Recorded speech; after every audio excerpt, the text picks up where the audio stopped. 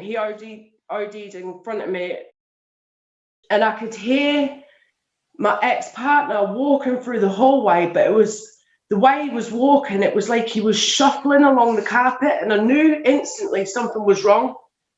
And he sort of stumbled through the door, and as he did, he hit the light switch, but he was spinning around as well. So automatically, I've jumped out of bed, started like screaming, what's going on, what's going on? As he span, he's hit his head off a unit. So by the time I've got to him, he's bleeding everywhere, and he's on the floor and he's fitting, and I could see like the froth and all that coming to his mouth and everything. So straight away, I knew he's overdosed. I could see, I mean, his lips were already blue and they were puffed out. His face was already grey. So I don't know how long he'd been sitting in the living room like it. So I managed to find the naloxone, because we kept one in each room. I grabbed it from underneath the bed.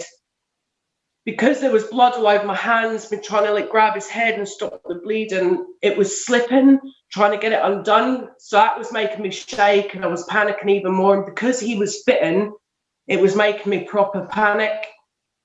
As I was getting this undone, at the same time, I'm trying to dial 999, and I've got him on speakerphone, and he's making a lot of noise, and he's kicking the unit with the fitting, and I'm panicking, and they're trying to get me to like calm down. And at the same time, I'm still trying to get into this naloxone.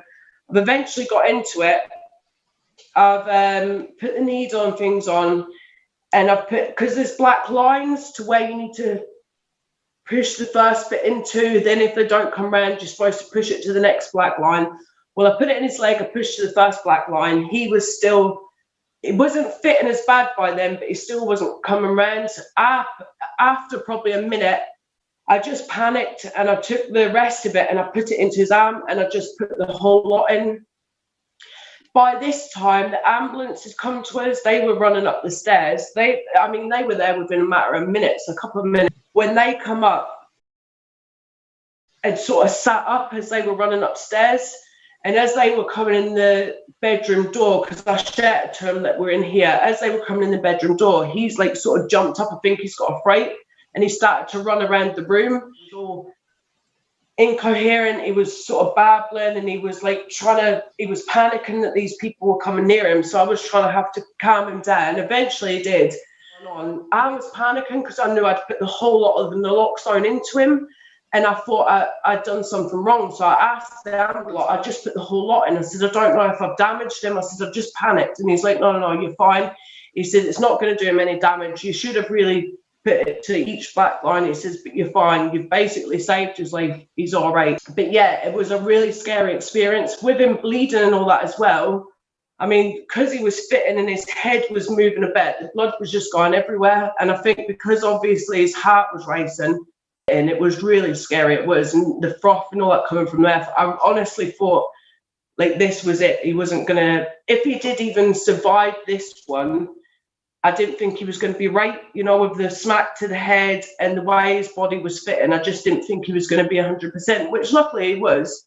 But yeah, it was dramatic, very dramatic, horrible. One of the worst experiences I've ever had to experience in my whole life. Just basically, I panicked, but I think I panicked because it was my partner. Like, you've just to try and keep as calm as possible. The more calm you are, the more you can think about what to do.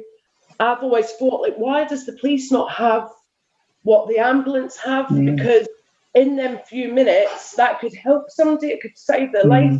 And it's amazing that it's actually starting to progress that way. But yeah, somebody that's actually trained to do it, it's an amazing thing. It's amazing what can be done, because without this, I mean, the first time it was just lucky enough, Chris, the ambulance come in time, because they said this, if they never got there within them few minutes, he wouldn't have survived. And it saves so many people's lives.